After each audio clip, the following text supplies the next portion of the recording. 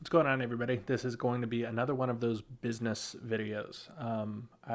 This is being recorded on the same day that I recorded my video on consulting. The consultancy video should be out already. This one is going to be about SaaS. So like I said, this is going to be part of like a completely new series that I'm going to do on the channel where I kind of add a little bit of business perspective on top of the developer like information security stuff that I normally have on this channel. I think it's going to be valuable. I think it's just a new problem set that we're going to be talking about a little bit more on this channel. So the last video I made was on consultancy and my plans for growing my own consultancy. This one is going to be about SaaS. We talked a little bit about SaaS in the video on the consultancy. I'll obviously link to that wherever. But this one's going to be focused more on the SaaS part, and kind of what the business model is, and my kind of plans for it. So let's start off with the very basics. What is SaaS? SaaS are typically this is software as a service. Sorry, that's obviously what the acronym stands for. But software as a service doesn't really tell you all that much about what the business model is. Typically, it is a web-based application. It is subscription-based business model, and it's built to solve a problem at scale. So you use SaaS apps all the time. I am using a SaaS app called Excalidraw right now to talk about this. I'm using a SaaS app to talk to all of you on YouTube. There's Netflix. There's basically almost everything that you use on a daily basis is a SaaS app in some way. Again, subscription-based business model. Obviously, YouTube has an ad-based business model, but Netflix follows the monthly subscription. Spotify uses the monthly subscription. It's so ubiquitous and common that you probably did not know that you use SaaS all the time. So why? So we talked about consulting in the last video. Consulting is not super scalable.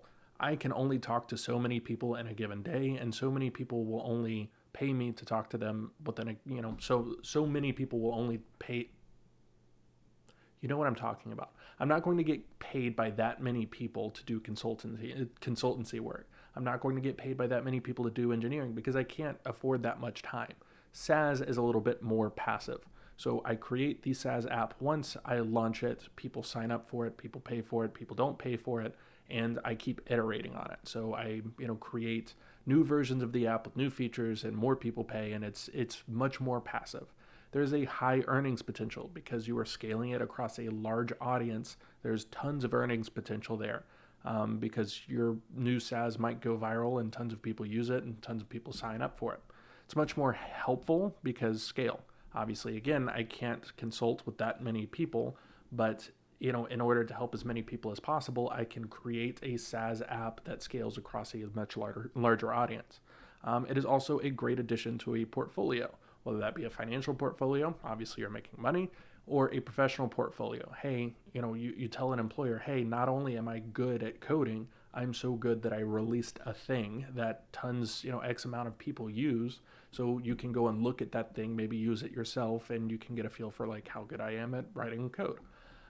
So SaaS can be like a fantastic way to build a portfolio, whether, again, it be a financial or a professional portfolio. So what are my plans? My plans for 2023, I'm going to launch one SaaS. It is technically a micro SaaS. What that means is basically it's a SaaS that depends on another SaaS. It is in the web design space. It's pre-launch, so I'm not going to talk about it now because I need to kind of prep the marketing and all of that fun stuff for it.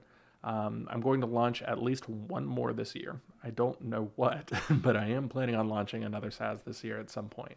And I'm going to follow a sort of like smaller version of the fail fast methodology with the SaaSes that I launch. Fail fast is an ideology that's very common in the startup space. It's basically the idea of let's build a minimum viable product or an MVP and launch it in front of people as quickly as possible to start getting feedback and start getting feature requests and start getting bug requests and all of that fun stuff. Fail fast is an awesome methodology. It's an awesome idea. It has its flaws. You don't want to fail too fast because then you just fail and you don't actually succeed in anything. From a security perspective, failing fast is a horrible idea because you don't want to just fail fast and then leave everybody's credit card information online. But there are intelligent, graceful ways to do it, and that's going to be my plan for 2023 with all of my SaaS launches, all probably two of them. My main focus with launching my SaaS apps is getting the process down, understanding how do you go from code to test to deployment to iteration. That is a very complex problem set there that I really want to kind of get a good feel for within the next year. That is useful both obviously for myself in creating these SaaS companies and for other companies that hire me, either as a consultant or full time. They need to know, like, hey, this guy knows every single step of the pipeline, at least from my high enough level to be able to, or a low enough level to be able to do it. So that's the plan. Obviously, I will keep everybody updated. If anything launches, YouTube will be one of the first places to know. I also have a newsletter where I'm going to be announcing all of that fun stuff, so you can follow that. The link will be in the description for that newsletter. But that's my plan for the next year. I really, am looking forward to the next year, despite the rocky way that it has started with me getting laid off right before Christmas. But it's going to be an awesome year, and I've got lots of cool stuff in the pipeline to build. I hope you guys enjoy this kind of businessy side of the channel, and I hope you take it easy. Peace.